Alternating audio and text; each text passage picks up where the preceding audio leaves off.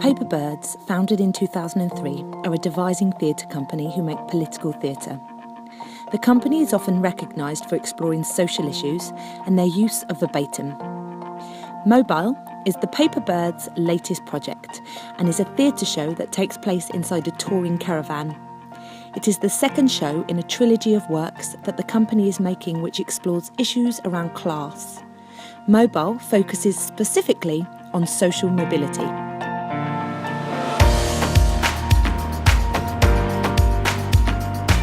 Social mobility is the movement of individuals within or between social strata in a society. It is normally measured as a change in social status or social class relative to one's parents within a given society.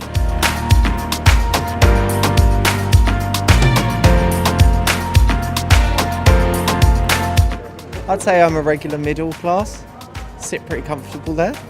Bog standard, normal working class, and I definitely come from a working class family. I think where I am in the class spectrum is probably lower middle class through my parents, but right now on minimum wage I'm the lowest of the low. I'd like maybe to shift up simply because you can get cooler stuff.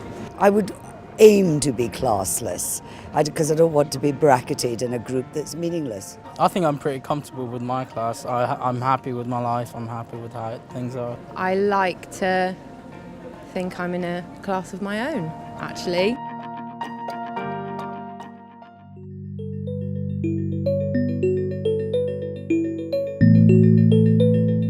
My name's Sam Friedman and I'm an assistant professor in sociology at the London School of Economics. So predominantly I'm a researcher and my research specialty is really social class and social inequality here in the UK. So social mobility is essentially looking at how your destination in life, so normally measured in terms of your occupation, relates to what your parents did for a living. So social mobility is very much considered in society as a whole, particularly in politics, as a sort of unequivocally positive thing. But I think actually if you study social mobility, as I've done, and you talk to people who have actually experienced it, you find that it's actually quite a complex experience which comes with a lot of costs as well, particularly in terms of how those people actually relate to where they've come from, in terms of their family, in terms of their friends. I think these hidden costs of social mobility are really important if we really want to understand social mobility as a whole. I think class still exists in the sense that there's a massive divide financially, and it's quite obvious when you look at the public. The idea that the society is getting more equal, but I think social mobility is actually really coming to a virtual standstill. I feel there's a lot of stigma around upper class being quite posh, being quite wealthy. I feel I lose appreciation and value things less. A lot of people that are in lower classes are trapped. So if you have to work full time, you don't have time to follow your passion or your dream.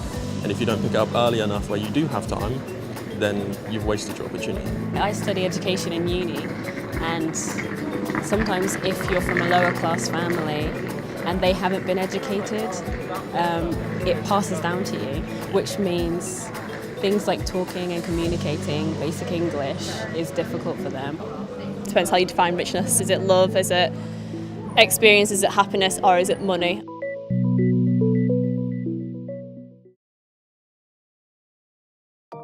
My name is Gemma MacDonald and I am the Artistic Director of the Paper Birds Theatre Company. A few years ago we met a sociologist called Sam Friedman. He was living in Edinburgh. We were doing some shows at the festival there. He ran a magazine and he'd come to see some of our previous works, and we got to discussing what he was studying at the time, which was social mobility, and we kind of saw an opportunity there because his research was really interesting. It was based on interviews he'd taken around the UK, and we decided that that was something that we could explore together. At the same time as this, we were starting to think about making our previous production, Broke, which was a piece that explored debt and poverty in Britain. And so we were like, what's at the root of that? At the root of that is also this issue of class. It fell into place for us. We were like, okay, we've got these two ideas for these two different shows that we want to make both of them, and they've kind of got the same backbone. Why not make a trilogy about class? We made our first show, Broke, and it was a studio show that toured to theatres around the UK, and we wanted to do something slightly different with the second show in the trilogy. It's about where you come from and where you're going. It's about ambition and family. We decided to set the show mobile in a caravan, primarily because it meant that the show would be mobile and we could take it to audiences, but also because it offered a really different performance space. It's very intimate. We could affect an audience in that space in a different way to when we're in a theatre and it's much larger. It also meant we could use different theatrical ideas, that are much smaller and subtle than, if you're in a much bigger space with kind of 200 seats. So we saw lots of opportunities there. Theatrically, it became quite exciting. Looking at its origin in like the 1920s, 1900s, when the caravan first emerged, it was about affluent people and the fact that you needed a car to be able to tow a caravan, and not everybody had a car. And so what we've loved is this arc that the caravan has taken itself. It started off as this really like posh thing to do, and then it slowly became, everyone did it. It was really working class, and then it's kind of curved off again at the end, like taking the holiday in the caravan is not as popular as it once was. So we loved that its own mobility. Taking Sam's research, we then began to edit down the transcripts, look at the different kind of stories that we had there and select them. We also went out and started doing our own interviews in different contexts, different age groups, different parts of the country, so that we could then edit down and start to kind of, as a company, look at what do we want this show to say and what are the stories that need to be discussed and the stories that need to be heard. Verbatim theatre is when you take real people's words and place them on the stage. So the word verbatim means word for word. For us, it means interviewing people and selecting a part of their interview and placing it within the piece. The essence of it is to bring all these things together and take it into our devising process and have people's real thoughts and opinions and experiences at the root of the work that we're making. We undertook a research and development process, and what was quite important for us in that time was to work with a company called the Media Workshop, because one of the things we really wanted to explore was the technology within the caravan. So for it to look like a normal caravan and feel like a normal caravan, but for the technology to almost kind of really enhance and become the characters within the show. So at the Media Workshop we work in a number of different areas of media and technology. One of those in particular is creative tech for theatre and performance. So we've formed an ongoing relationship with the Paperbirds. We've created a few pieces of work with them in the past. And when we started discussing the ideas around the mobile project, we started to get really excited around the potential behind what we could do within the close confines of a caravan space. We knew that inside the caravan needed to be magical. So it was really important that we continued that relationship with the Media Workshop, and we asked them to assist in how we would transform the caravan from, a humble, everyday, naturalistic setting into being somewhere where the kettle can come alive and the lamp can become a character that you become totally emotionally engaged with. The goal is to make the caravan look like a caravan still, even though it's actually a fully functioning theatre space. My role is as a designer for the whole piece, both inside the caravan and also outside externally, and the whole experience of the audience. What I found interesting was the scale of the piece, because your audiences are in the set as far as I was concerned. So the challenge for that was the intimacy and the closeness of the space, what we could do with it. Converting a caravan into a theatre space throws up challenges. With a theatre space, it's a given that you've got lighting and sound. The main challenge was trying to fit an audience. 9 audience members had to fit into a caravan with limited capacity. From there, I started off with looking at the space itself and what we could pull out and where the seating could be. It's almost like fitting a jigsaw puzzle. It took about 6 months of designing and developing, researching, figuring out how we were going to turn this caravan into the theatre space that it is now.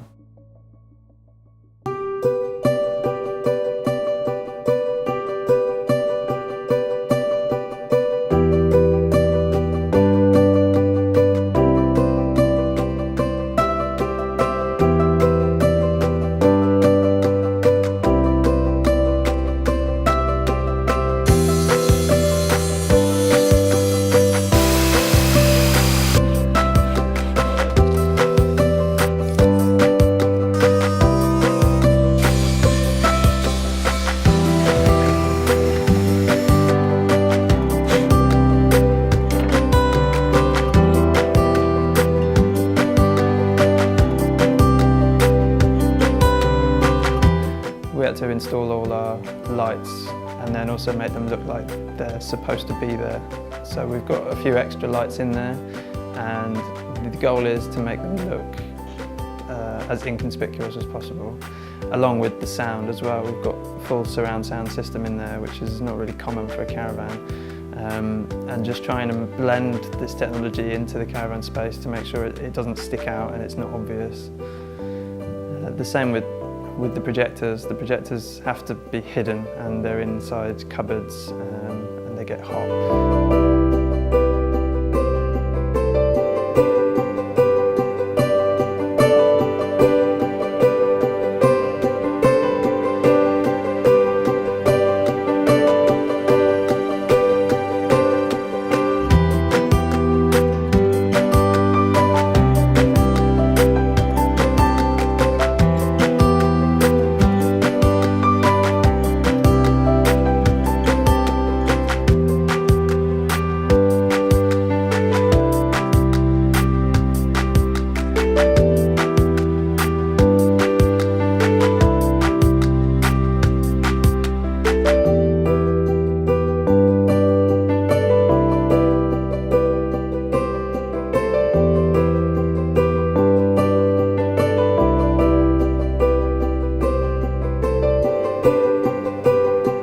So devising with technology within theatre context is actually quite a big challenge, as the time between coming up with the ideas and then actually executing them using the technology, the suitable technology for the job, is very different to the time it takes for a performer to come up with an idea and then try it out on stage. You know, there's a lot of R&D type work that needs to happen with the tech before you kind of make those decisions around whether you're actually going to use it in the show or not. So in the research and development weeks, we started to really experiment with sound and with projection, and really kind of push what the technology was doing, almost to the point that it was kind of another character within the show, and that kind of those ideas developed really nicely. So we run 2 racks of technology which power 8 displays, a surround sound system and a full lighting rig.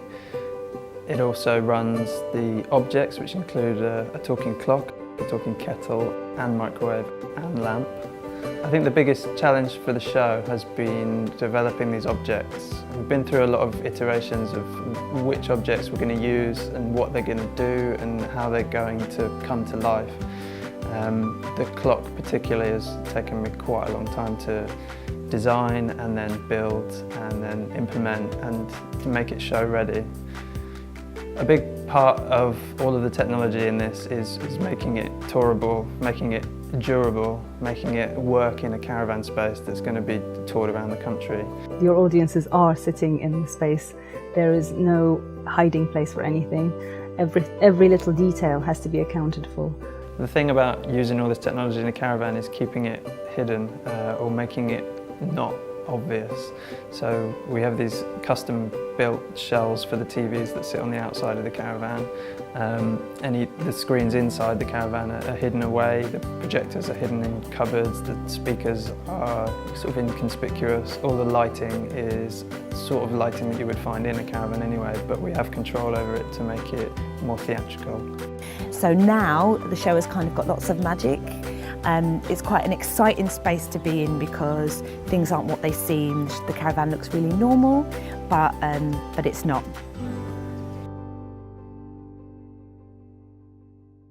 Within the final week, the main sort of elements came together. So you've got the design elements, you've got, of course, the performance and the technological input by the media workshop. And all of that being pulled in, and the timing of each element has been key. It's been very exciting.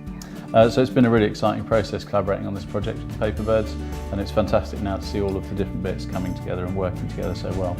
So I think for me it's just absolutely fantastic that, you know, this has been a really long journey, and after all the discussions that I've had with the Paper Birds, it's finally coming to fruition, and I'm able to see that, you know, research that could have just ended up on some dusty academic shelf is really coming alive and is going to be seen by a much wider audience, an audience that really academics should be trying to engage with much more.